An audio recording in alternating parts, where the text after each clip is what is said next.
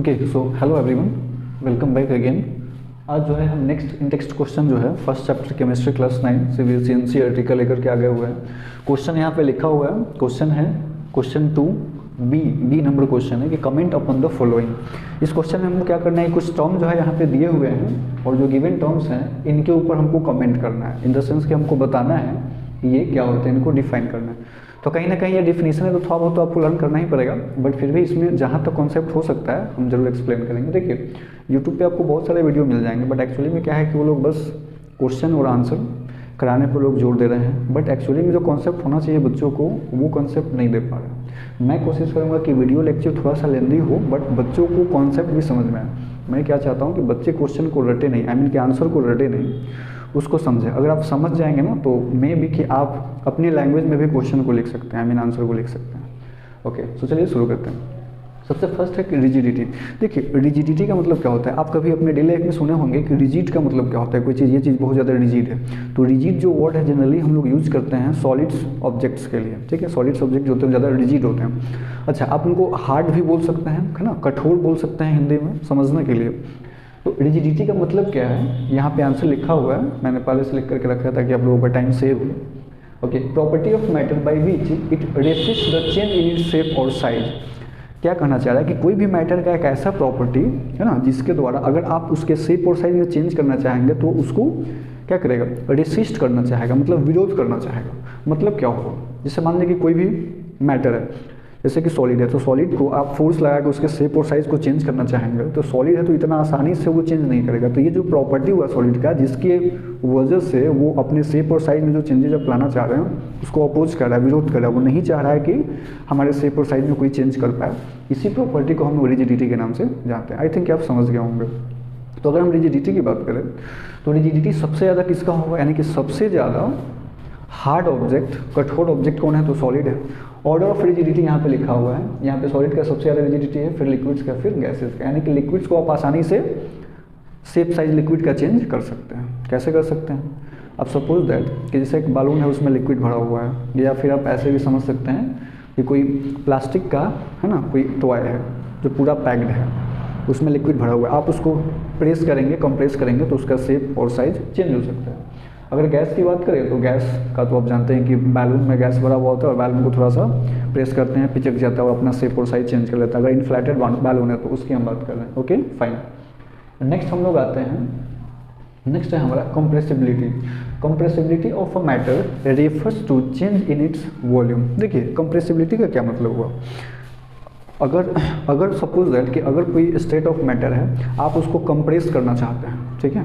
तो अगर आप उसको कंप्रेस करते हैं तो कंप्रेस करने के बाद अगर वो अपने वॉल्यूम में कुछ चेंजेस ला दे तो आप बोलेंगे कि हाँ वो मैटर जो है वो कंप्रेसिबल है ना। कहने का क्या मतलब हुआ, जैसे सपोज दैट कि आप जो है गैस है तो गैस को कंप्रेस करते हैं, गैस को जब हम लोग कंप्रेस करते हैं और ज़्यादा अगर उसको कंप्रेस करते हैं तो कंप्रेस होकर के वो लिक्विड फॉर्म में चेंज हो जाता है। जैसे कि आप एलपीजी का नाम सुने होंगे। एलपीजी क्या होता है, लिक्विफाइड पेट्रोलियम गैस। एक्चुअली में वो गैस होता है, बट सिलेंडर में जब हम उसको फिल करेंगे ना तो एक्चुअली में क्या होगा कि वो गैस है, वो थोड़ा 1 kg भी गैस सिलेंडर में डालेंगे ना वो पूरा स्प्रेड आउट हो जाएगा, लगे ऐसे सिलेंडर फिल हो गया, तो फिर आप भर ही नहीं पाएंगे। तो इसीलिए हम क्या करते हैं कि गैस को कंप्रेस करते हैं। जो एलपीजी है ना उसमें पिस्टन लगा होता है, पिस्टन के जरिए उस गैस को कंप्रेस किया जाता है। कंप्रेस करने का मतलब कि जो उसके पार्टिकल्स हैं उनको क्लोज लाया जाता है। तो ये आपको पता ही है कि अगर आप गैस को कंप्रेस करते हैं हाई प्रेशर और लो टेम्परेचर पे तो कंप्रेस होकर को लिक्विड फॉर्म में आ जाएगा। तो इनसाइड द सिलेंडर जो एलपीजी होता है वो लिक्विड फॉर्म में होता है, इसलिए उसका नाम है लिक्विफाइड पेट्रोलियम गैस एलपीजी। तो जो गैसेज हैं वो सबसे ज़्यादा कंप्रेसिबल है। बट वही अगर हम तो समझ गए ना, क्योंकि आप क्या करना है कि कंप्रेस करके उसके वॉल्यूम को चेंज कर दे रहे हो। मतलब क्या हुआ कि कहीं ना कहीं आप उसका जो शेप साइज है वो आप चेंज तो कर ही रहे हैं, इसके अलावा जो लेंथ ब्रेड्थ हाइट है उसमें भी आप कहीं ना कहीं चेंजेस कर रहे हैं। तो इसको जो है हम लोग कंप्रेसिबिलिटी के नाम से, तो यहाँ पे जो है कंप्रेसिबिलिटी आप समझ गए। तो आपको पता है कि जो सॉलिड है, सॉलिड के वॉल्यूम को चेंज करना काफ़ी मुश्किल है, सॉलिड के वॉल्यूम को आप आसानी से चेंज नहीं कर सकते। ओके फाइन, तो चलिए हम लोग आगे देखते हैं। तो आगे यहाँ पे है ये ऑर्डर ऑफ कंप्रेसिबिलिटी दिया हुआ कि कौन किसको आप सबसे ज़्यादा कंप्रेस कर सकते हैं। ओके, तो यहाँ जो है आप लोग जरा ध्यान से देखिएगा कि कंप्रेसिबिलिटी में जो है हम लोग यहाँ पे और गैसेज जो है ये सबसे ज़्यादा कंप्रेसिबल है, मतलब गैसेज को हम मैक्सिमम कंप्रेस कर सकते हैं, then liquids then solids. Solid जो है काफ़ी लेस कंप्रेसिबल है इन कंपेयर टू गैसेज, यानी कि लिक्विड्स के आप अगर वॉल्यूम को चेंज करना चाहें तो कर सकते हैं, बट गैसेज की तुलना में कम। और सॉलिड की बात करें तो सॉलिड के वॉल्यूम को आप मतलब ना के बराबर चेंज कर पाएंगे, उसके लिए बहुत high large amount of force आपको देना पड़ेगा, मतलब कि आप ये जो है जनरली हम लोग इसको नॉन कंप्रेसिबल बोलते हैं सॉलिड्स को। तो ये ऑर्डर ऑफ कंप्रेसिबिलिटी हो गया, आप समझ गए। नेक्स्ट है फ्लूइडिटी।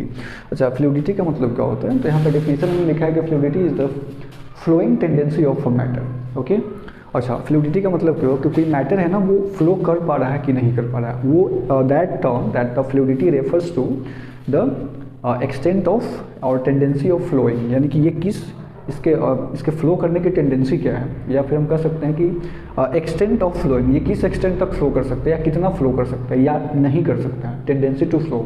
अच्छा, तो यहाँ पे लिखा हुआ है कि solids can not flow but liquids and gases can flow easily.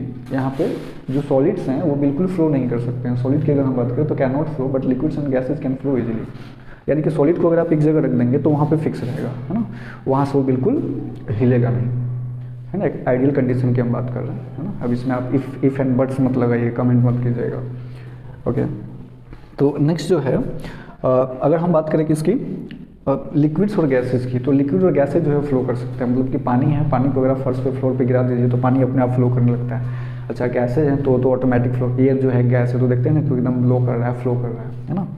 तो कहने का मतलब क्या हुआ कि फ्लूइडिटी आप समझ गए, तो इस तरह से जो है ना एक्सप्लेन करने से चीज़ें आपको रटना नहीं पड़ता, है ना। इतना चीज़ अगर हमने एक्सप्लेन किया तो अब आप इसको बिना रटे अब आपको याद हो जाएगा, है ना।